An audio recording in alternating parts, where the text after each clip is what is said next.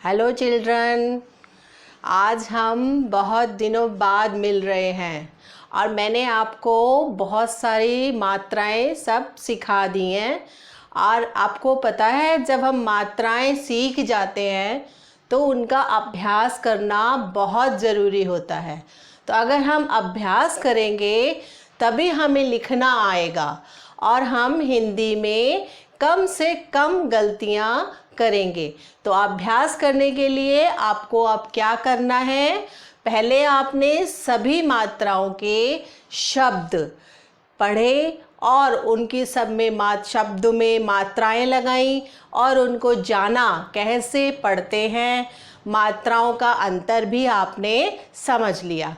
अब आप जब देखेंगे शब्दों को मिलाते हैं तो बच्चों क्या बनता है, वाक्य बनते हैं। तो जब हम बहुत सारे शब्द मिलाते हैं और लिखते हैं तो एक वाक्य बनता है।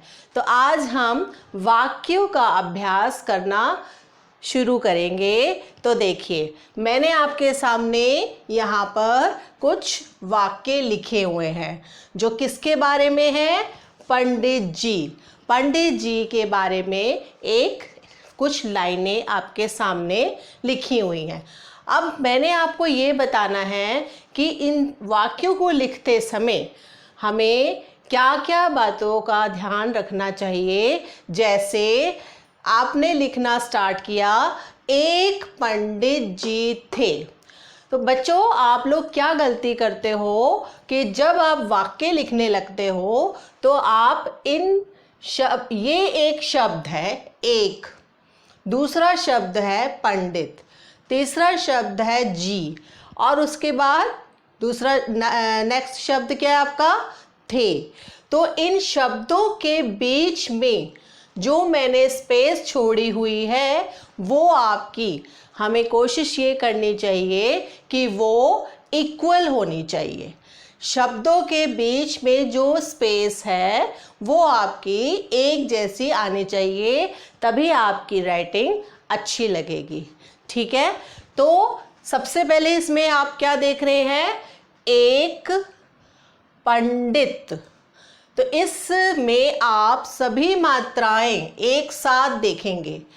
आपने अंक की मात्रा पढ़ ली है और एक की मात्रा भी पढ़ी है, तो इसको दोनों को एक साथ आ रहा है, पंडित जी थे। तो एक वाक्य जब कंप्लीट हो जाता है तो हमें क्या लगाना होता है बेटा, पूर्ण विराम।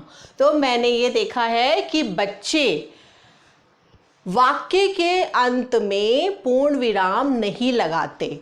अब वो क्या करते हैं, यहाँ पर इसको छोड़ दिया, उसके आगे फिर लिखना स्टार्ट कर दिया, पंडित जी पूजा कर रहे थे, इसको लगाया नहीं, चंदन लगा रहे थे।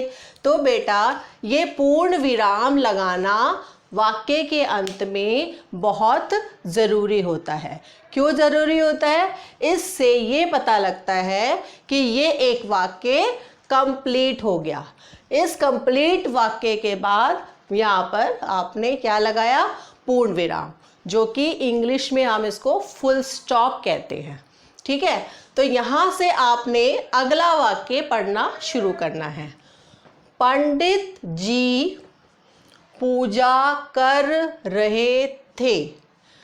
राइट, तो यहाँ पर आपका एक वाक्य कंप्लीट हो गया और आपने क्या लगाया, पूर्ण विराम। और साथ के साथ आप सारी मात्राएं भी इसमें देखते रहेंगे कि कौन कौन सी मात्रा किस शब्द पर लग रही है।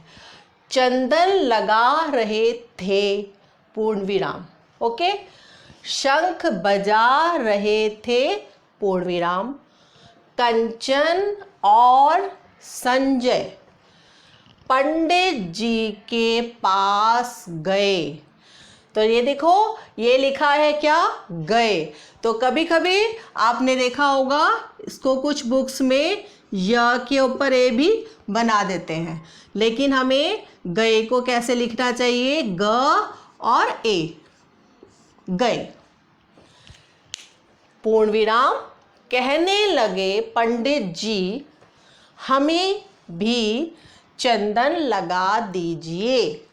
पूर्ण विराम। पंडित जी ने दोनों को चंदन लगाया और पूछा। अब यहाँ पर पूछने के बाद एक डैश लगा है, ठीक है। क्या पूछा? तुम शंख बजाना जानते हो? तो जब कोई किसी से कुछ क्वेश्चन पूछता है तो हमें क्या लगाना होता है? Question mark. तो इसलिए लास्ट में क्वेश्चन मार्क, जिसे हम कहते हैं हिंदी में प्रश्नवाचक चिन्ह।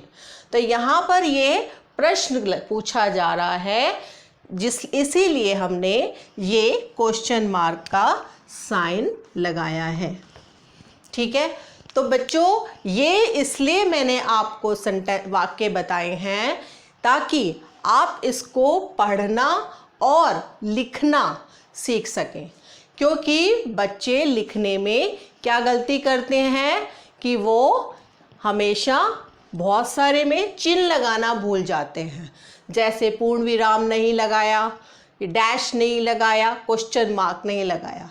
तो हमें इन सब बातों का भी हिंदी में ध्यान रखना होता है। और राइटिंग को अच्छा करने के लिए आपको एक शब्द और दूसरे शब्द के बीच में इक्वल गैप रखना है, समान गैप रखना है, और साथ ही शब्दों की बनावट एक जैसी होनी चाहिए। ऐसे नहीं कि कोई छोटा लिखा कोई बड़ा लिखा। तो ये आप एक तरीके से आपकी सुलेख का अभ्यास है, और इस तरीके से आप वाक्य का बनाना और सुलेख का लिखने का अभ्यास करना है, जिससे कि आपकी हिंदी की राइटिंग भी अच्छी बन जाए। तो मुझे उम्मीद है आपको समझ में आ गया होगा कि किस तरीके से हमें हिंदी लिखनी चाहिए और कैसे दो शब्दों के बीच में गैप को छोड़ना है, और कैसे चिन्ह लगाने हैं। चिन्ह लगाने हैं मीन्स जब आपका कोई वाक्य कंप्लीट होगा तो आपको पूर्ण विराम, और जब आप कोई क्वेश्चन पूछा जा रहा है तो क्वेश्चन मार्क, प्रश्नवाचक चिन्ह आपको ज़रूर लगाना है। तो ठीक है, ऐसे ही और अभ्यास हम करेंगे और वीडियोस में। ठीक है, ओके, बाय।